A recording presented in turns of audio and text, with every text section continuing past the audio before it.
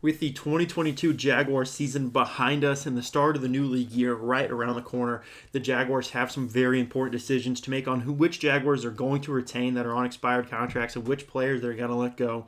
Test free agency. We're going to have a lot to get into. I'm going to be breaking it all down right here. So make sure to subscribe if you guys enjoyed the content over here on Jags Fan Cave. But without further ado, let me get going on the players I think the Jaguars should let walk. We're going to be starting off with Marvin Jones. Marvin Jones, I just don't think there's room for him in this wide receiver room anymore. He was a great addition. He was a great kind of a bridge to go from what we used to have in Jacksonville to this new era of offensive firepower that we're going to have. And I just don't see him fitting in this locker room anymore. I think Calvin Ridley will take that spot that he had very, very well. And I think it's just going to push him out of the room.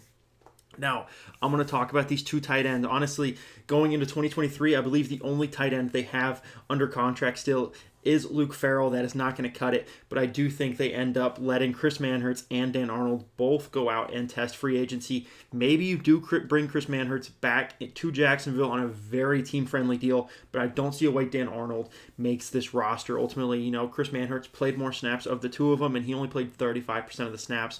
Neither of them are huge receiving targets. When with Doug Peterson trying to sling the ball around as much as he does, I don't see a way that he stays on this team.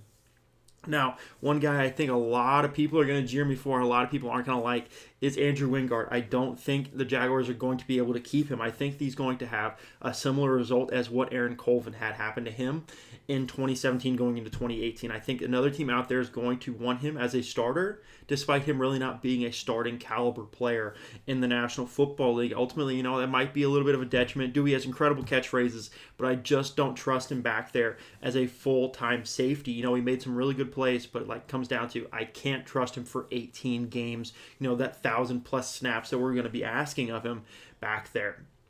And then the final guy I do think is going to get released and just let go to test free agency is Jawan Taylor. Ultimately, you have three very talented tackles on this team. Cam Robinson just got paid. The only way he gets gone is if there's a massive trade and they're taking the bulk of that contract, which I just don't think would happen. Jawan Taylor's an easy option to just let go and then slide Walker Little immediately right into that right tackle spot, letting your two tackles be Cam Robinson and then Walker Little. And then there's no massive cap implications for that. There is none. Jawan Taylor just falls off the books and he goes on to find himself a new home. Now, those are some of the big marquee guys I would let walk. Now, let's get into some of the guys I would retain and really try to bring back to Jacksonville. We have four big ones and then kind of just one honorable mention. And we'll do that honorable mention right now. I think it's C.J. Beathard. I think you can bring him back on a really, really team-friendly deal as a backup quarterback. He has the continuity with Trevor. He's been here for a long time now. And he understands you don't want to bring in a guy, you don't want to bring in a Brock Purdy. Yes, he's had incredible success this year as a seventh-round rookie coming in to help the 49ers. But at the end of the day, you need somebody there that can kind of just show Trevor, hey, what did you see? This is what I saw, and this is how I think you can get better. I don't think Brock Purdy offers that. C.J. Beathard does. I don't think any rookie quarterback or very young quarterback does that. I think C.J. Beathard is a very, very high target for the Jaguars to bring back, and he's a very, very cheap target, I think, to bring back. Speaking of cheap targets, Riley Patterson, he's one of my four must bring back. And the good thing about Riley Patterson here is he's an exclusive restricted free agent. That means he's played less than 3 years in the league and his contract has expired. So, he hasn't reached that restricted free agent. He's exclusive to the Jaguars. That means if the Jaguars offer him a 1-year league minimum deal, Riley Patterson cannot negotiate with any other team across the National Football League. I think that makes him a very cheap option. And considering the fact that he made some very money kicks throughout the season, whether it be the Charger game, whether it be the Cowboy game, he had some very, very good kicks and very clutch moments. I think Riley Patterson must be back in a Jaguar jersey. I think he's the next iteration of Jaguar great kickers in the National Football League. Now, my two and my three, you kind of could make interchangeable, but I do have this guy going first before number two. And that's DeJuan Smoot, solely because of the injury. Number two doesn't have any injury concerns. And, DeJuan Smoot at a point was leading this Jaguar team in sacks prior to his injury. Ultimately, he's just been a very consistent pass rusher. He's one of those guys, you know what you're going to get. You're going to get 6 sacks. You're going to get 5.5.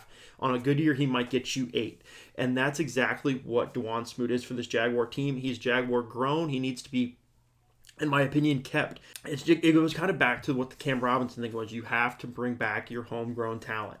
you have to show that you're willing to re-sign the guys that you draft, and he is. He has performed well, and I do think he is deserving of a second contract here in the River City. Ultimately, if he gets it, I think he's deserving of it. If he goes somewhere else, I think it's going to be on a deal that the Jaguars probably could have made, but ultimately I think he needs to be back, because if he doesn't come back, it's going to be a different guy that comes back.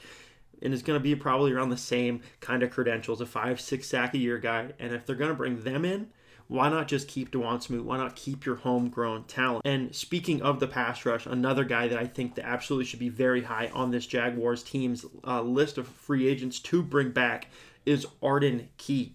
Arden Key ultimately is higher on this list than Dawuane Smoot solely because of the health factor. If they were both clean bills of health, Dawuane Smoot is ahead of Arden Key, but obviously Smoot has the injury. Now, 5 sacks, 51 total pressures across the 18 games they played, and ultimately he was only getting $4 million a year this year. I think he played very, very cheap. He probably is going to look to get paid a little bit, but at the end of the day, same argument for Dawuane Smoot. If they're not going to bring him back, they're probably just going to bring somebody else in. So why not just try to keep your talent in the building? And Arden Key has talked like he wants to be back in Jacksonville, so why not help him reach that ultimately?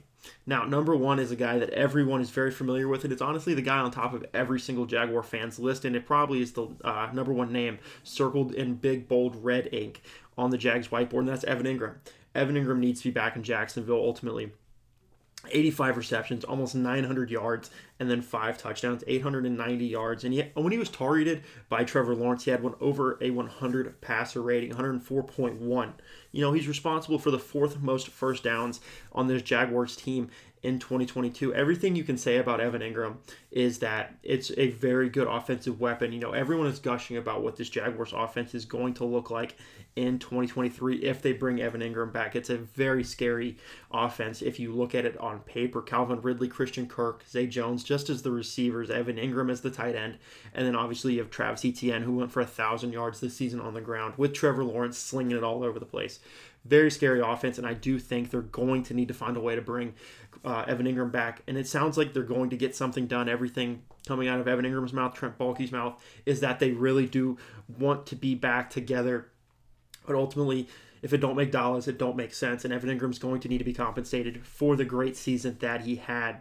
If it comes down to it, obviously you slap the franchise tag on him and you figure something else out, but I don't think it should come to that, and I don't believe it will come to that. Thank you guys so much for watching. Be sure to subscribe if you haven't already, if you enjoyed the content. Thank you so much for watching again. Stay safe and go Jaguars. How about them Jags? Come on, Joe! Ah! Thank you, baby! Thank you! You're making blood come from my damn mouth! Duval! Yeah!